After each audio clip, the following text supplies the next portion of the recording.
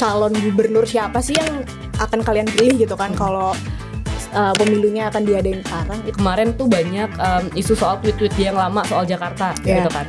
Nah itu bisa berpengaruh terhadap elektabilitasnya beliau kah? Bahkan kalau tiba-tiba Anies merapat ke RK Suswono, endgame sih, udah pasti menang sih. Partai mana yang paling nggak akan kamu pilih di pilpres atau pileg kayak gitu kan? Dan yang nomor 1 tahu nggak partai apa? Apa? PDIP. Menurut aku tuh Darmakun itu kalau misalnya campaign udah pakai baju dijek aja deh. Jadi ini kalau di sini harusnya nih ya, pakai jas, baju Betawi, baju bola. Itu Ya, paling nggak serius.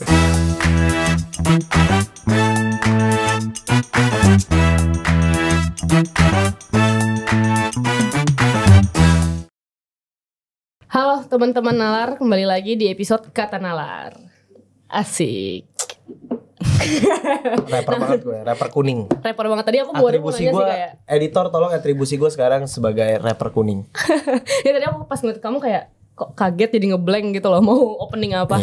Oke, jadi kali ini kita akan ngebahas soal elektabilitas survei pilkada terkini ya.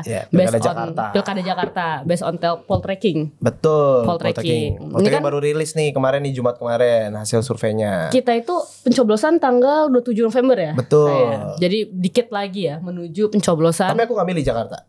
Gak milih. Aku warga Banten. Oh, berarti ini apa? Airin. Ya, kandidatnya. Jangan Bukan sudah coblos ya? memastikan Soalnya pilihan kan kepada kuning, Airin dong. kuning. Oh iya, kuning Airin. Walaupun sempat waktu itu digoda merah ya, tapi tetap kuning Airin akhirnya. Oh, sempet digodain ya? Iya, soalnya dimarahin, bukan digodain, dimarahin. Oke, kita akan bahas soal survei terkini Pilkada Jakarta based on data poll tracking Indonesia. Nah, kita juga udah kedatangan salah satu peneliti researcher The Indonesian Institute TII, ada Kakak Velia. Hai, halo guys, thank you for having me. Oh, kiri. Duh. Ya, Makasih loh, kamera makasih. kamu yang di sebelah sana. Oh iya itu. This is Hai your cam. guys. Aku tuh suka ketukar-tukar loh kalau ngomong Nalar TV sama Narasi TV. Oh, iya. Tapi mudah-mudahan Nalar TV bisa kayak Narasi Jadi emang TV. ada Nah, betul. Mata Ahmad. Oh, oke. Apaan tuh? Bukan mantan Ajwa. Ya, itu penghinaan terhadap Najwa Shihab sih sebenarnya. Tapi sanjungan terhadap kamu ya. Iya. Mata Ahmad ada 4. Ya, oke. Oke, Kak. Jadi gini, kita udah ngelihat ada survei terkini ya, baru keluar Jumat kemarin ya, Kak ya. Baru keluar Jumat kemarin dari survei Poll Tracking Indonesia mengatakan bahwa elektabilitas RK dan Suswono ini masih yang paling tinggi di antara dua kandidat yang lain nih, antara Darmakun dan juga Pramono Anung dan Bang Dul ya. Gitu. Nah, selain karena adanya partai politik yang banyak mengusung RK Suswono, kira-kira apa sih Kak alasan mereka memiliki elektabilitas yang tinggi? Oke, thank you pertanyaannya. Mungkin nanti bisa dielaborasi sama kakak-kakak juga gitu ya. Kita sharing aja gitu di sini. Pertama kita tahu di Kim Plus itu kan belakangan masuk partai baru gitu ya, which is PKS gitu. Nah PKS ini kan kalau misalkan kita lihat datanya dia suaranya paling tinggi tuh Kak di DKI Jakarta gitu kan, pemenang lah ya gitu. Dan selain itu juga perlu kita ketahui bersama bahwa PKS itu pemilihnya cenderung loyal lah ya bisa dibilang gitu ke partai mereka gitu. Jadi ketika PKS gabung ke Kim Plus, which is menurutku juga cukup masuk akal gitu ya, karena kan pasti mereka nyari kursi lah ya, nyari ya itulah apa yang kita sebut itu. Jadi suaranya jadi naik gitu. Nah selain itu juga menurutku Ridwan Kamil ini sosok yang bisa dibilang cukup populer gitu. Dan itu memainkan peran yang cukup penting gitu ya. Nanti bisa dicek datanya. Kemarin aku sempat lihat di kalau nggak salah indikator politik, kalau nggak CSIS. Tingkat kepuasannya RK di Jawa Barat itu sampai kayak 30%-an sekian gitu ya. Nanti boleh dicek lagi. Dan itu juga menurutku mempengaruhi sih Kak kayak gitu. Nah tapi ada fenomena menarik gitu ya dari si hasil survei ini terutama gitu. Kalau si responden ini ketika ditanya calon gubernur siapa sih yang akan kalian pilih gitu kan kalau pemilunya akan diadain sekarang itu RK gitu yang apa namanya yang paling punya tinggi. elektabilitas paling tinggi gitu. Tapi kalau mungkin bisa dibantu next Kak. Tapi kalau kita lihat wakilnya ini nah justru Pramono Anung gitu yang lebih tinggi gitu. Si Rano Karno-nya ya. Iya sorry Rano Karno gitu yang lebih tinggi. Jadi dari sini sih sebenarnya bisa kita simpulin bahwa apa namanya partai itu memegang peran penting gitu ya, dan itu satu hal. Tapi masyarakat tetap melihat apa namanya sosok yang ada di sini gitu. Siapa sih orangnya, terkenal atau enggak, seperti itu sih. Mungkin itu dulu. Jadi kalau ngelihat itu kan kita lihat bahwa kalau yang di gubernur tadi Ridwan Kamil tadi udah dijelasin juga sama Velia bahwa punya pengalaman dan tingkat kepuasan publik yang tinggi nih di Jawa Barat, dan itu jadi modal dia untuk ke Jakarta gitu. Nah kalau kita lihat juga Rano Karno juga mungkin tinggi karena backgroundnya juga pernah jadi gubernur Banten ya. Gubernur Banten ya. Jadi artinya bukan karena Bang Dul. Nah itu juga bisa jadi pertanyaan. Rano Karno juga karena punya branding si Bang Dul ini nih sebagai tokoh Jakarta gitu. Nah yang pengen aku tanyain lagi selanjutnya adalah soal apakah orang ketika memilih di Jakarta atau pemilih di Jakarta itu udah ngelihat pengalaman gitu. Misalnya apakah dia punya pengalaman. Sedangkan kalau Suswono sebenarnya punya pengalaman yang banyak juga ya, tapi kurang dikapitalisasi gitu. Masih banyak orang yang nggak tahu tentang pengalamannya Suswono. Begitu juga emang Pramono Anung, emang dia punya pengalaman tapi bukan yang kayak di media darling di depan apalagi Darmakun ya. Apalagi Kunwardana, Darmakun dan Kunwardana. Yang siapa nih tiba-tiba muncul gitu. Jadi apakah orang tuh juga ngelihat popularitas yang tinggi dan pengalaman dijadiin satu untuk memilih di Jakarta gitu. Jadi lebih gimana? Apakah pemilihnya udah jadi rational choice atau masih ngeliat hal-hal yang kayak gitu di Jakarta? Oke, menurutku karena ini kampanyenya belum berjalan lah ya. Aku kurang update timeline-nya, tapi kayaknya belum jalan kan udah ya. Udah 25 September kemarin jalan tuh. Oh oke. 25 September. Udah 25 September kemarin jalan kampanye. Baru ya berarti baru ya. 5 harian. Oke. Jadi secara visi misi sih kayaknya belum terekspos sebegitu gede lah ya masyarakat Jakarta gitu. Nah tadi ngomongin soal apa namanya popularitas, itu menurutku malah justru jadi hal yang paling atas gitu. Jadi orang itu cenderung ngelihat siapa nih yang apa namanya yang nyalon gitu kan. Either aku tahu atau enggak. Kedua baru dilihat visi misinya kayak gitu. Nah kenapa kita coba ke calon independen ini si Darmakun gitu kan. Kan bisa dibilang si Darmakun ini kan kayak tiba-tiba muncul aja gitu kan di permukaan gitu dengan segala kontroversi yang kemarin mengikuti mereka gitu. Padahal kalau misalkan kita mau track back ke belakang, calon independen itu kan biasanya dia latar belakangnya let's say dari aktivis gitu misalnya, atau akademisi. Kayak Jakarta kan waktu itu punya Pak Faisal Basri di tahun 2012 kan. Beliau pernah mencalonkan juga walaupun nggak menang gitu.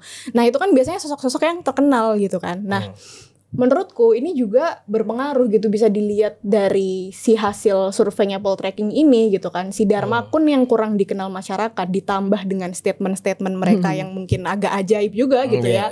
Jadi kan bayi ajaib ya. Jadi hasil surveinya ya bisa dilihat seperti di layar gitu. Cuma ya nggak ada 10% lah ya yang memilih gitu.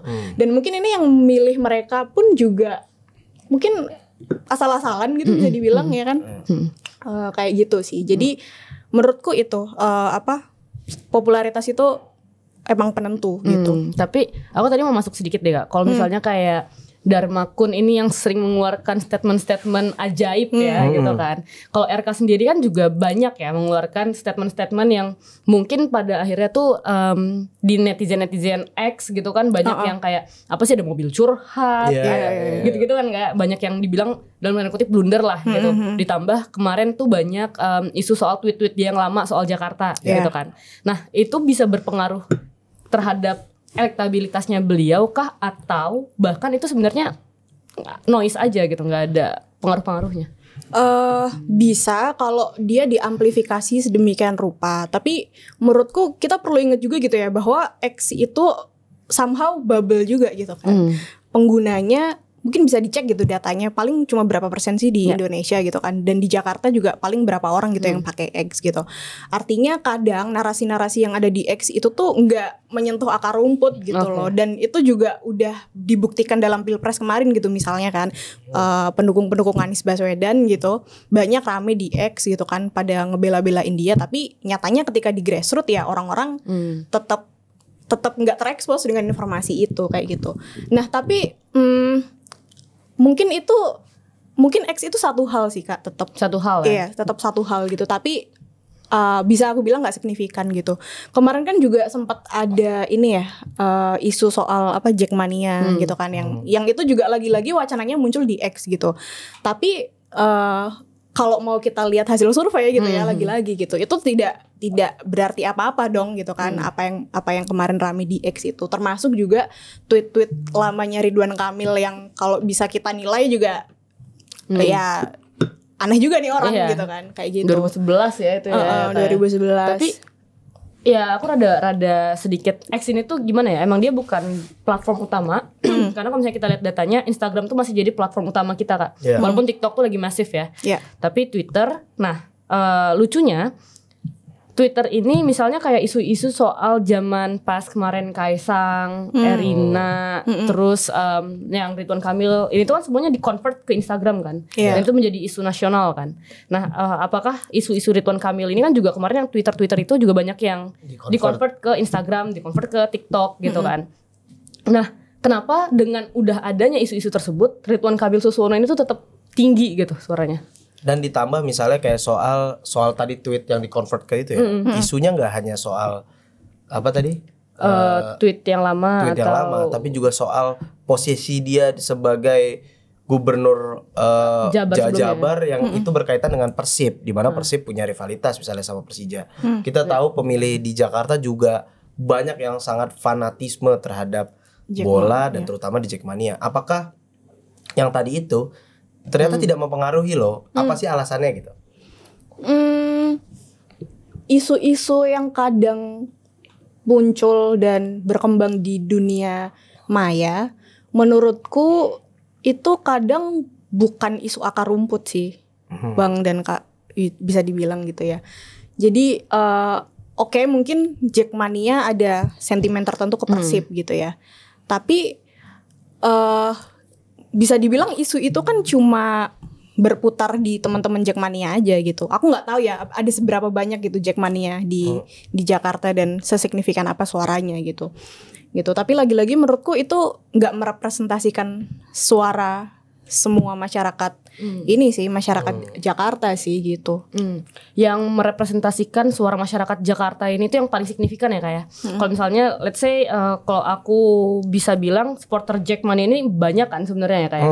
Banyak banget dan bisa jadi itu sesignifikan itu suaranya mereka. Tapi kalau misalnya menurut Kak Velia sendiri apa kelompok yang paling merepresentasikan masyarakat Jakarta ini gitu untuk memilih? Kelompok kelas menengah sih. Kelas menengah. Tadi sebelum tapping juga di luar udah sempat ngobrol sama Bang Ahmad gitu, bahwa kelas menengah pekerja gitu ya terutama itu mendominasi banget gitu di Jakarta. Jadi Jakarta ini emang bisa dibilang spesial sih, karena isunya nggak bisa lagi bawa-bawa isu yang apa ya, bisa dibilang kebutuhan pokok sehari-hari yang kayak gitu tuh kayaknya agak susah gitu untuk bisa diterima sama masyarakat Jakarta. Dan kalau kita lihat data juga gitu ya, masyarakat Jakarta itu kan sebagian besar pendidikannya udah tinggi-tinggi gitu kan. Sebagian besar udah lulus S1, mungkin SMA lah minimal gitu kan. Jadi mereka mungkin punya sentimen-sentimen tertentu gitu ya terhadap satu isu atau satu kelompok, tapi rasionalitas tuh kayaknya tetap dikedepankan sih kalau sama masyarakat Jakarta. Karena melting pot juga ya.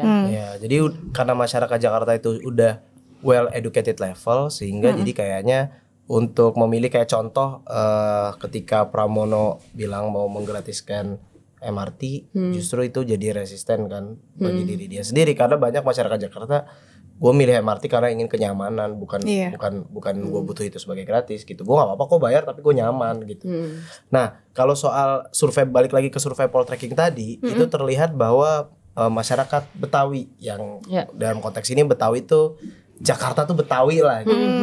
Itu kan pasti pingin banget nih dari 3 kandidat ini berusaha untuk mengambil suara para pemilih yang memiliki berasal dari suku Betawi.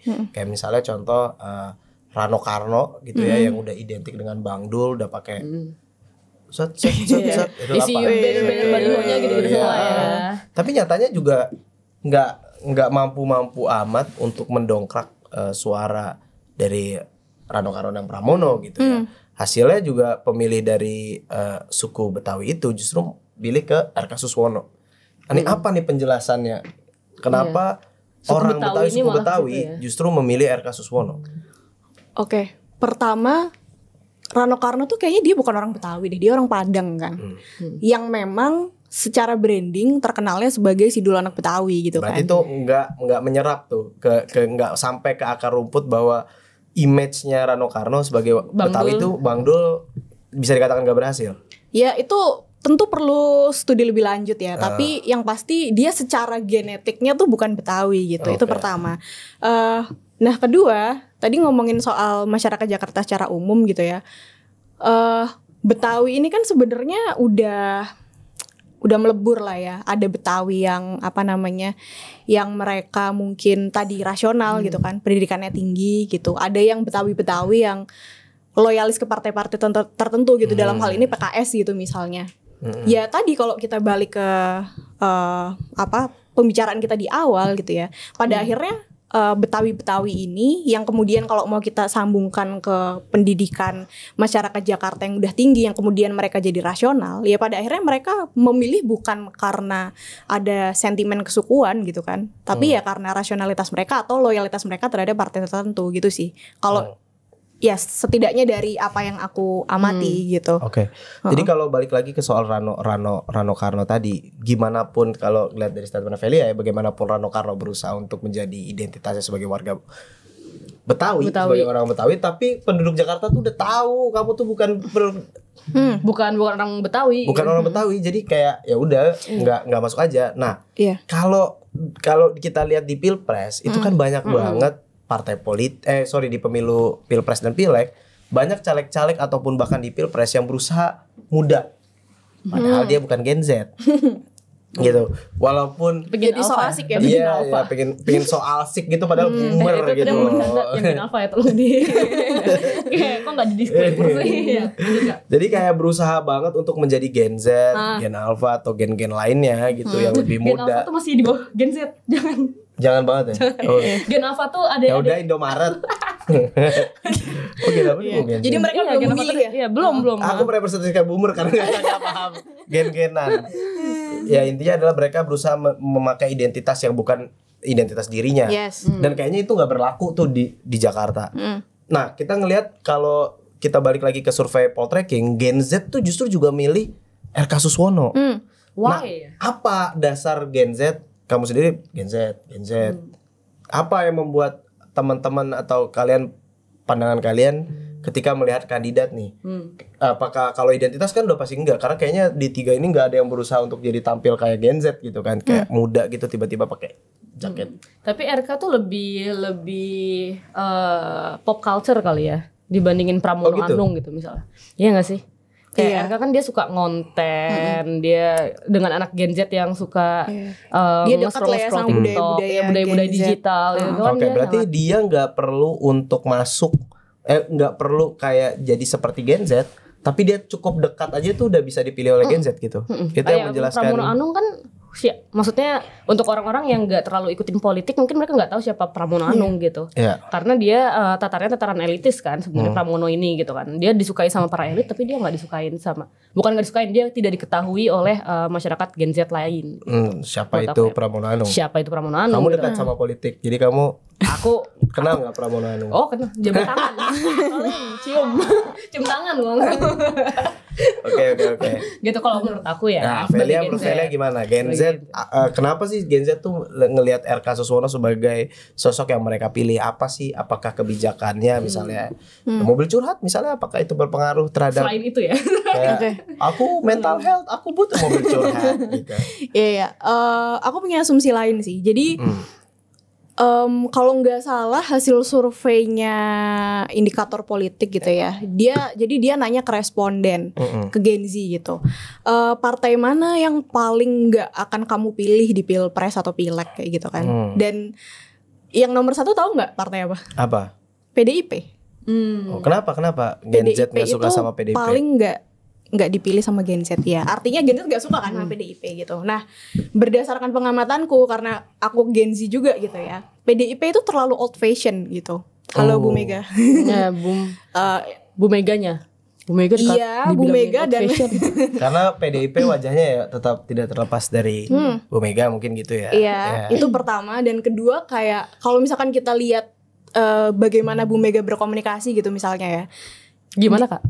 Dia orasi gitu kan, waktu di GBK gitu misalnya teriak-teriak gitu, seakan-akan kita tuh masih di masa zaman kemerdekaan yang baru setahun 2 tahun merdeka gitu loh. Kita kayak dikasih semangat, iya kita harus nasionalis, kita harus cinta Pancasila. Wartawan dimarahin. Iya, kan wartawan airin aja di. Nah bener gitu. Dimarahin, jadi tetap kuning kan airnya.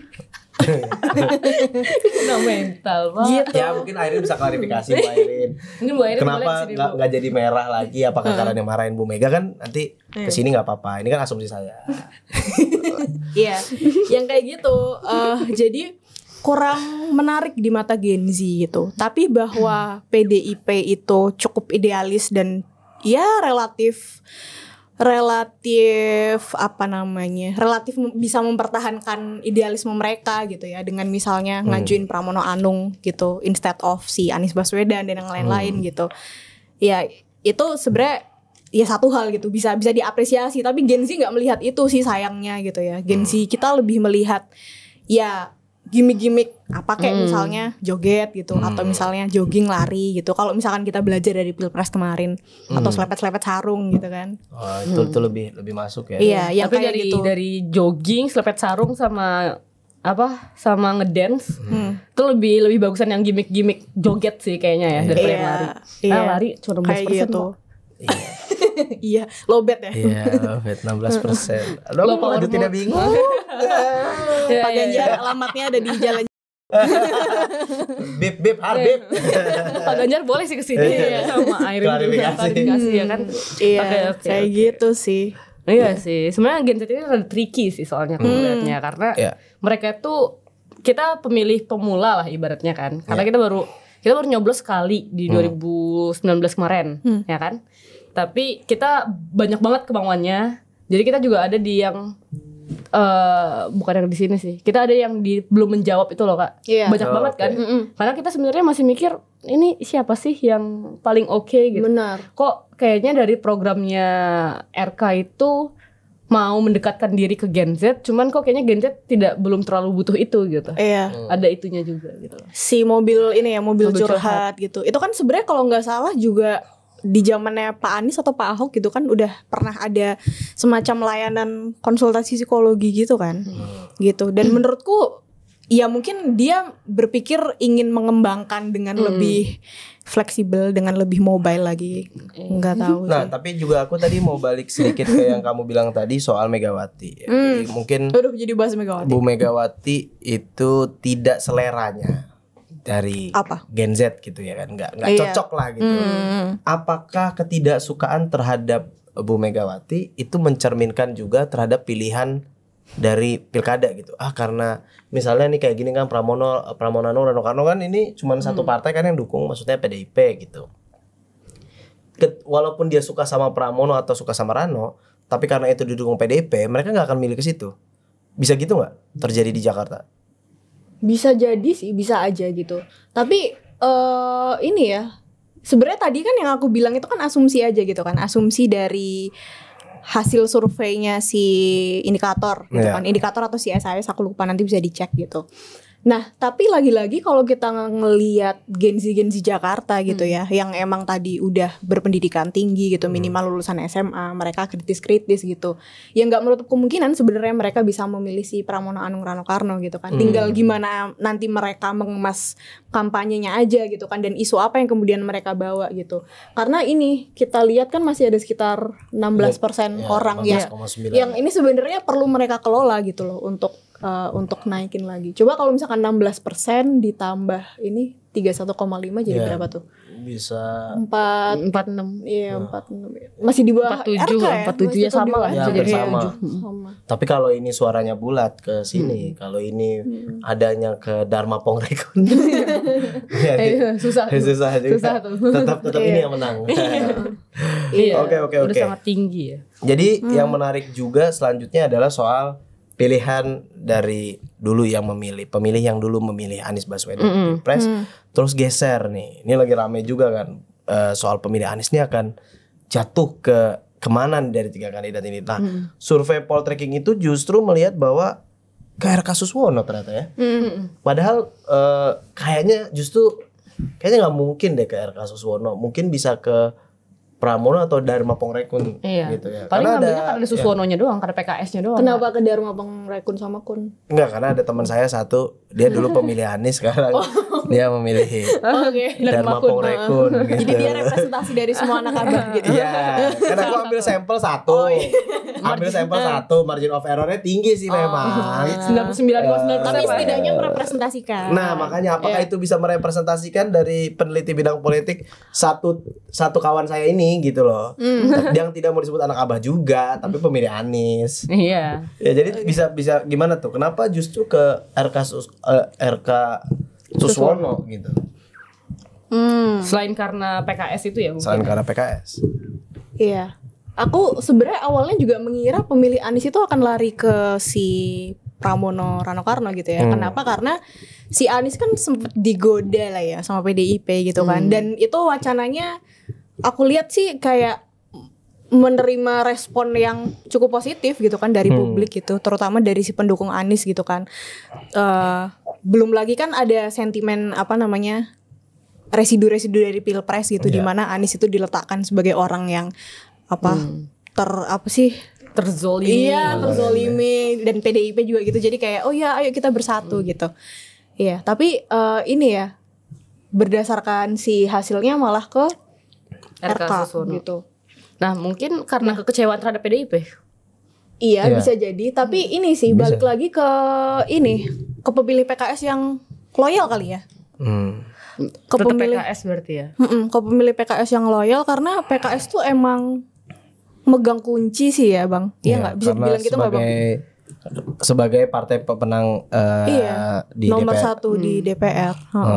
Jadi milihnya karena Suswononya, bukan karena RK-nya. Iya, tapi menarik juga karena kekecewaan terhadap PDIP. Karena mungkin publiknya juga udah berharap satu-satunya kunci terakhirnya ada di PDIP, tapi justru PDIP nggak memberikan kunci itu, justru memberikan kepada sosok yang disebut sebagai Pramono Anung.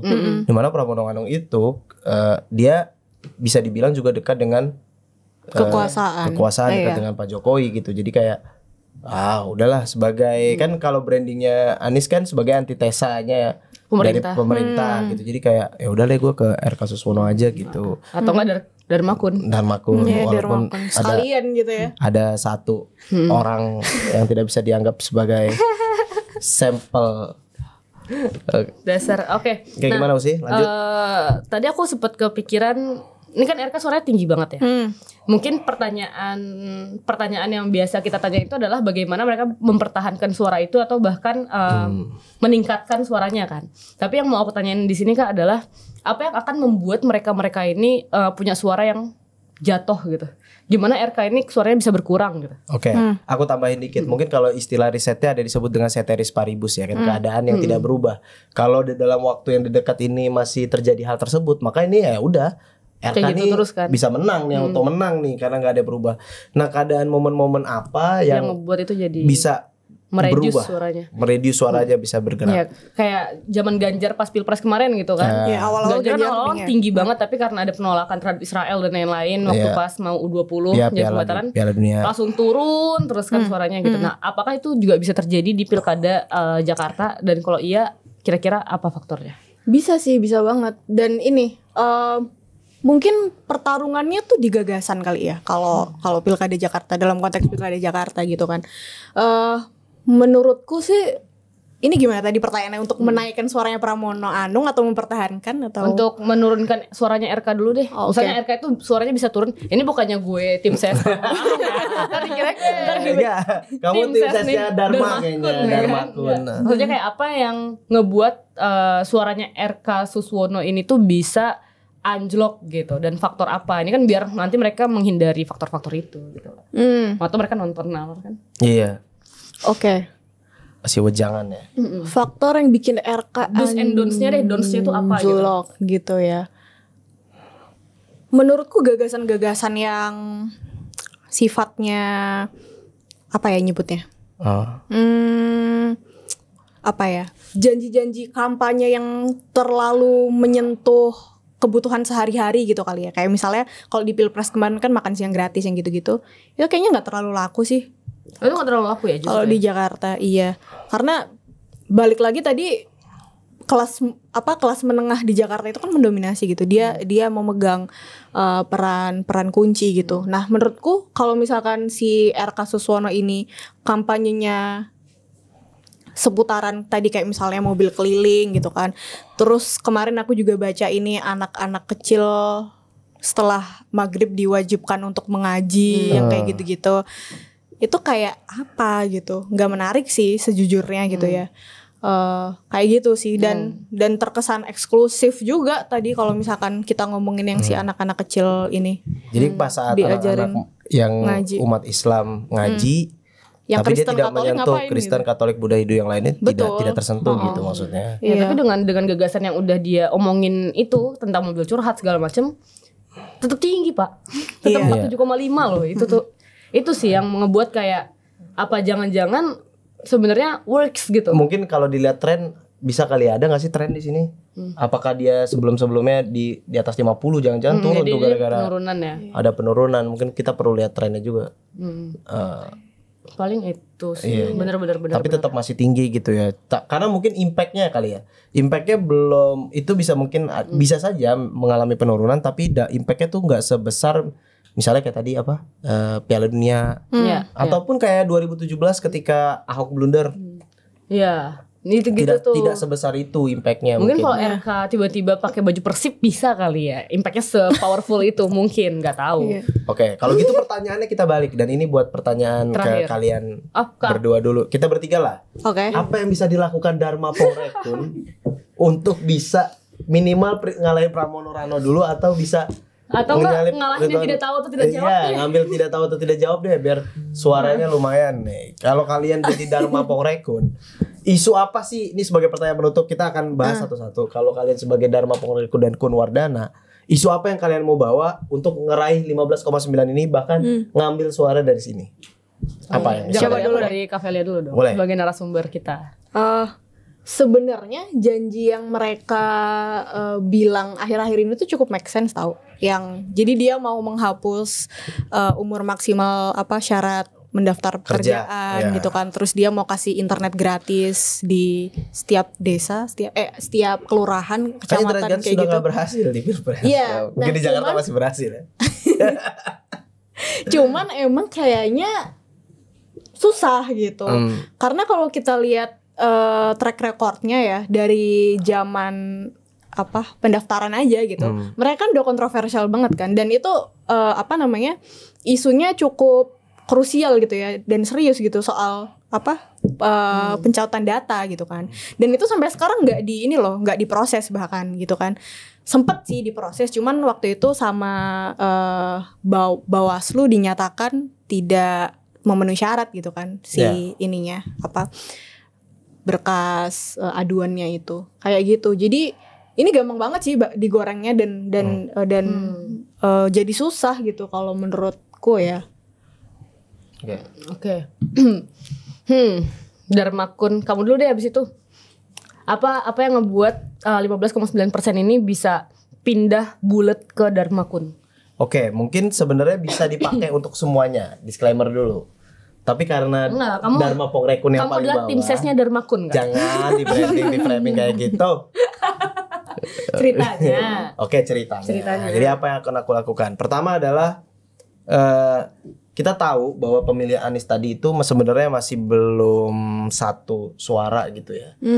Bayangkan kalau dia ketemu sama Anies, terus Anies jabat tangan gitu. Dia endorsement dari Anies. Endorsement dari Anies. Karena itu menurutku sangat berimpact ya. Karena Anies udah pasti lah, misalnya kalau Ganjar dan PDIP-nya pasti kesini gitu kan. Di Pilpres kemarin pasti yang 02 kesini. Nah ini coba ambil suaranya Anies, itu pasti ada punya dampak yang cukup oke lah. Terus tapi sebelum-sebelumnya tuh Anies belum ada jabat tangan sama RK Suswono. Iya, dia ngambek deh kayaknya. Belum ada yang terucap bahwa oke, saya menjadi ini. Bahkan kalau misalnya dijadiin aja ini. Tapi kalau misalnya nggak ada endorsement Anies nih nggak bisa nih. Ya enggak, itu satu variabel yang kalau mau pol ya, gaspol gitu. Dan ini bisa juga dilakukan oleh dua yang lainnya. Itu bisa bikin. Bahkan kalau tiba-tiba Anies merapat ke RK Suswono, endgame sih, udah pasti menang sih. Gitu karena kita tapi tahu, ada nggak kemungkinan itu? Ada. Dengan kemarin Anies sempat di PHP lah ya, bisa dibilang. Semua kan Anies kena PHP dari dua ini. Makanya jadi kayak ya masih ada aja ke situ. Tapi menurutku karena ini udah pernah punya cerita tentang Anies, yang ini kan nggak ada. Jadi mungkin lebih bisa masuk ke situ gitu ya. Nah itu yang satu. Tapi balik lagi Aniesnya, kalau itu apa yang membuat Anies mau untuk menjadi pemilih Dharma? Karena sama-sama nggak berpartai, iya. Mungkin itu bisa jadi ininya kan. Soal itu satu hal. Yang kedua adalah tadi balik lagi soal Persija. Mungkin Persija itu jawaban aku. Udah kamu ke Persija, nanti aku nggak usah. Tapi aku lebih ke arah JIS-nya sih sebenarnya. Ke arah JIS-nya. Jadi kayak kalau mereka kan ngomongin Persija, gitu ya? JIS. Kalau aku lebih ngeliat bahwa gimana caranya bahwa orang bisa nonton dengan aman dan nyaman walaupun itu Persija Persib. Nah, membuat rasa aman orang yang nonton, warga sekitar, nggak akan terjadi kerusuhan. Itu pasti lebih impactnya lebih bagus sih. Inklusif. Ya, yang ketiga. Gimana transportasi umum di sekitarnya gitu ya. Itu lebih. Kita lama-lama jadi kayak konsultan politik mereka nih. Iya, Dharma Pokrik bayar nih Dharma. Bayar lu. Dar. Nggak sopan sih itu. Itu boleh tolong dipip ya. Nggak, dari itu Hadar maksudnya kameramen kita. Dadar beredar mungkin. Dadar beredar. Oke, mantap. Nah, satu lagi adalah kan isu Jakarta tidak dapat spotlight lagi nih lumayan kenceng ketika nanti mau kan ada IKN. Yes. Nah, saya belum melihat bahwa ketiga orang ini menjanjikan suatu hal yang bahwa kalaupun ada IKN Jakarta tuh masih tetap dapat spotlight. Karena ya apapun itu, apa yang harus mereka lakukan supaya Jakarta yang begitu megah. Jakarta tuh kan kota harapan ya. Banyak orang-orang yang di luar sana di pelosok pingin ke Jakarta mengadu nasib ke sini. Nah, dari tiga kandidat ini belum ada yang menyatakan Jakarta tuh masih kota yang untuk lu meraih mimpi nih walaupun gak ada IKN. Gitu. Karena ini gak sih kayak IKN pun mungkin dalam waktu 5 tahun ke depan at least gitu ya. Itu juga belum established banget. Tapi gitu setidaknya bisa dikasih janji-janji itu. Iya sih. Kan janji itu kan gak harus langsung direalisasikan dong. Atau mungkin yang penting kan janji dulu. Untuk periode keduanya. Belum kepikiran aja kali. Setelah nonton ini mereka kepikiran. Kayak ini loh, kayak Trump gitu kan, make America great again gitu. Make Jakarta great again gitu. Atau mungkin mereka terlalu pede, Jakarta nggak akan berubah kok setelah ada IKN. Karena gitu. kan kota aglomerasi ya. Iya sih mungkin. Oke, itu dari aku. Mungkin dari panjang ya. Ini udah berapa menit BTW? Oke, ini jadi penutup juga aja ya. Kayak menurut aku tuh Dharma Kun itu kalau misalnya campaign udah pakai baju The Jack aja deh.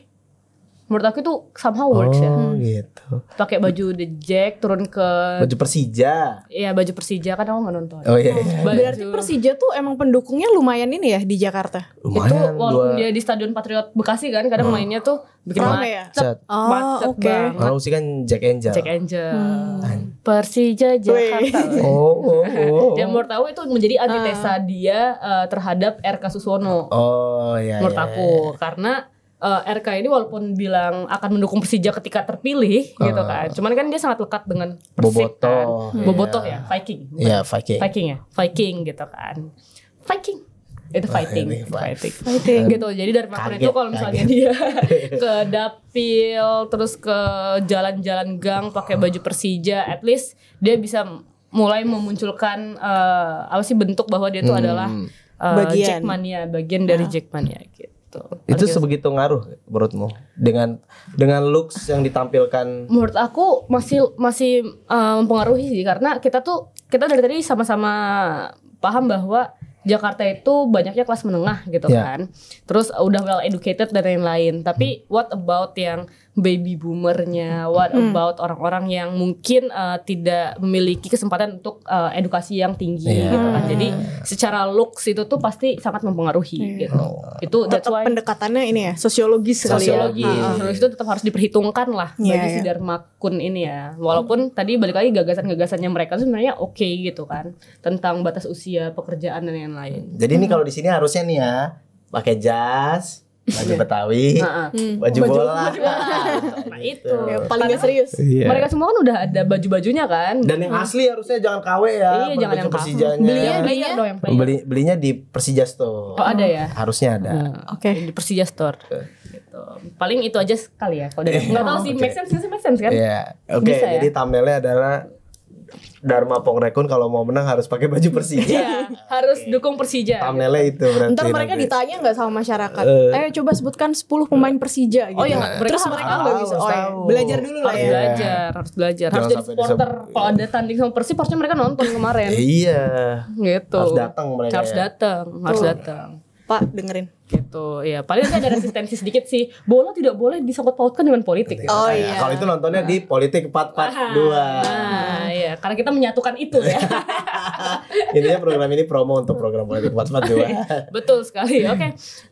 Mungkin segitu aja kali ya. Jadi kita tadi udah ngebahas terkait apa faktor-faktor yang bisa membuat suara mereka terreduce, bahkan apa yang bisa membuat orang-orang 15,9% ini tuh masuklah suaranya ke Dharma Kun doang sih sebenarnya tadi. Tapi balik lagi bisa sebenarnya dipakai oleh semuanya. Bisa dipakai oleh semuanya. Kita juga tadi udah ngebahas kenapa orang Betawi lebih banyak memilih RK dan lain-lain, dan kenapa pemilih Anies Baswedan itu juga banyak ke RK gitu. Kurang lebih itu aja sih. Jadi kalau misalnya masih ada pertanyaan bisa langsung kontak aja Kak Velia ya di Indonesia Institute ya. Atau Kak Ahmad ya. www.theindonesianinstitute.com. Di sini. Ada muncul di sini. Nextnya kita akan bahas apa lagi? Komen di kolom komentar. Sampai jumpa di episode berikutnya. Bye bye.